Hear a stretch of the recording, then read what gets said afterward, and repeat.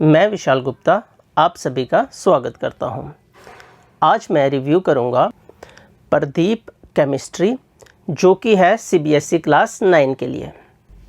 आप जानते हो साइंस क्लास 9 के लिए प्रदीप पब्लिकेशन की 3 बुक्स आती हैं। फिज़िक्स, केमिस्ट्री और बायोलॉजी की सेपरेट बुक आती है। फिज़िक्स और बायोलॉजी की बुक का रिव्यू मैं पहले ही कर चुका हूं। आज मैं आपको प्रदीप केमिस्ट्री की डिटेल में इंफॉर्मेशन दूंगा। हम इस बुक के हर एक एस्पेक्ट को डिटेल में समझेंगे और डिस्कस करेंगे। वीडियो के एंड में आपको इस बुक से रिलेटेड हर एक एस्पेक्ट की कंप्लीट इंफॉर्मेशन होगी। इस वीडियो में मैंने इस बुक के 9 इम्पॉर्टेंट एस्पेक्ट को कवर किया है। किसी भी बुक का एक बहुत इम्पॉर्टेंट एस्पेक्ट होता है कंटेंट ऑर्गेनाइजेशन। इस बुक में कंटेंट को नॉवल फॉर्म में प्रेजेंट किया गया है। नॉवल फॉर्म क्या होती है उसे समझने के लिए इस बुक को ओपन कर लेते हैं। मैं एक कंसेप्ट की हेल्प से इस बुक की ऑर्गेनाइजेशन के बारे में आपको बताऊंगा। इस बुक का एक टॉपिक है effect of temperature and pressure on state of matter. इस टॉपिक के 2 सब टॉपिक हैं। Effect of change of temperature एक सब टॉपिक और दूसरा सब टॉपिक है effect of change of pressure. लेकिन इस बुक में इसी टॉपिक के बीच में हमें लेटेंट हीट ऑफ फ्यूज़न और लेटेंट हीट ऑफ फ्यूज़न से रिलेटेड इंफॉर्मेशन दी गई है।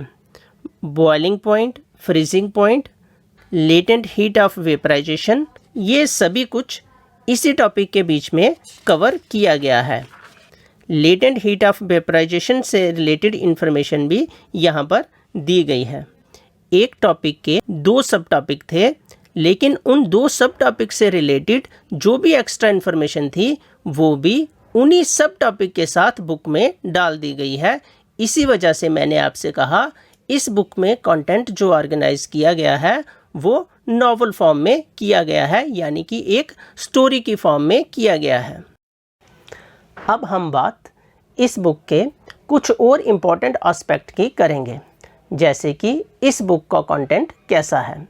इस बुक में NCERT टेक्स्ट बुक क्वेश्चंस हैं, और अगर हैं तो वो कैसे एक्सप्लेन किए गए हैं। और एक बहुत इम्पॉर्टेंट बात, अगर मैं इस बुक को रीड करता हूँ तो क्या मुझे NCERT एग्जाम्पलर सेपरेट परचेज करना पड़ेगा, या इसमें NCERT एग्जाम्पलर के सभी क्वेश्चंस का सॉल्यूशन है, और अगर है तो कितने अच्छे से एक्सप्लेन किया गया है। इस बुक में कंसेप्ट को बहुत अच्छे से एक्सप्लेन किया गया है। एक्सप्लेन करने के बाद जो इम्पॉर्टेंट पॉइंट निकलता है उसे इस तरह के बॉक्स में दिया गया है। जहाँ पर ज़रूरी है वहाँ पर कंसेप्ट एक्सप्लेन करने के बाद हमें 2-3 एग्जाम्पल्स भी दी गई हैं। कंटेंट ऑर्गेनाइजेशन और कंसेप्ट एक्सप्लेनेशन के बाद तीसरा इम्पॉर्टेंट पॉइंट इस बुक में है क्विक रिवीजन। यहाँ पर आप देख पा रहे हो ऑन योर टिप्स। हमें 1-2 टॉपिक एक्सप्लेन करने के बाद इस तरह का क्विक रिवीजन दिया गया है। जो हमने पिछले 2 टॉपिक्स में पढ़ा उसे 5 पॉइंट्स में एक्सप्लेन किया गया है। इस तरह के ऑन योर टिप्स पूरी बुक में हमें मिलेंगे, जो कि हर 1-2 टॉपिक के बाद दिए गए हैं। 4th इम्पॉर्टेंट पॉइंट है NCERT टेक्स्ट बुक एक्टिविटीज़। इस बुक में हर एक चैप्टर में NCERT टेक्स्ट बुक एक्टिविटीज़ दी गई हैं।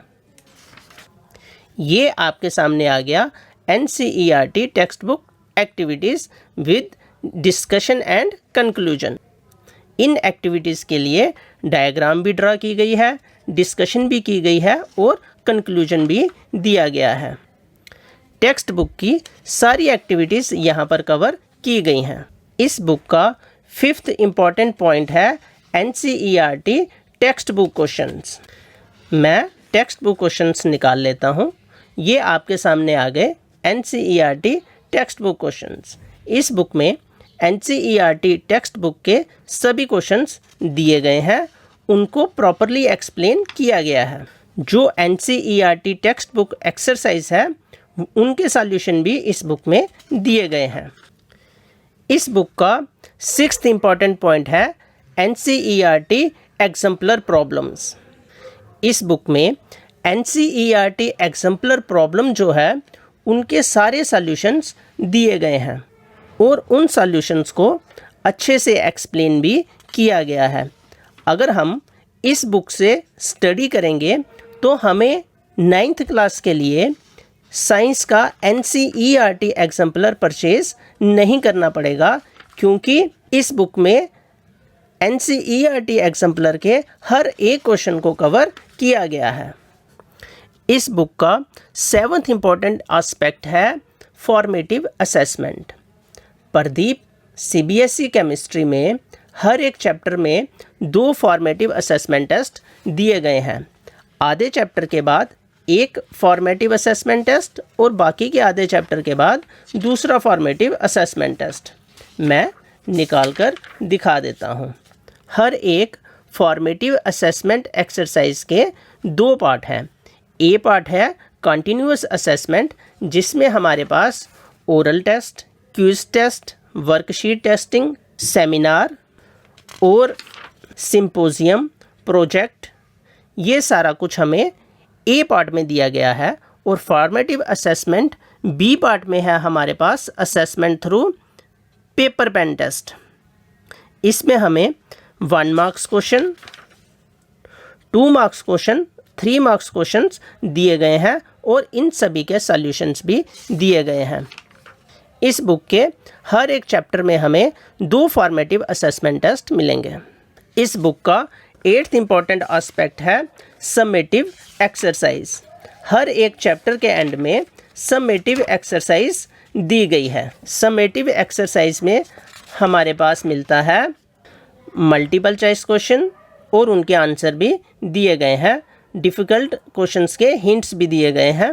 Very short answer type question 1 marks के, short answer type question 2 marks, short answer type question 3 marks और long answer type question, high order thinking based question और value based questions भी हमें दिए गए हैं। इस बुक का 9th इम्पॉर्टेंट एस्पेक्ट है समेटिव असेसमेंट मॉक टेस्ट। हर एक चैप्टर के एंड में हमें समेटिव असेसमेंट मॉक टेस्ट दिया गया है। इस टेस्ट को सॉल्व करके हम अपनी अंडरस्टैंडिंग को टेस्ट कर सकते हैं कि हमें चैप्टर कितना अंडरस्टैंड हुआ है। इस टेस्ट के सॉल्यूशंस इस बुक में नहीं दिए गए हैं। अब मैं व्यूअर से रिक्वेस्ट करूंगा कि अगर आप में से किसी ने इस बुक को रीड किया है तो आप मुझे कमेंट में बताएं आपको ये बुक कैसी लगी, क्या अच्छा लगा, क्या बुरा लगा। हो सकता है आपका कमेंट किसी और स्टूडेंट के लिए बहुत ज़्यादा यूज़फुल हो।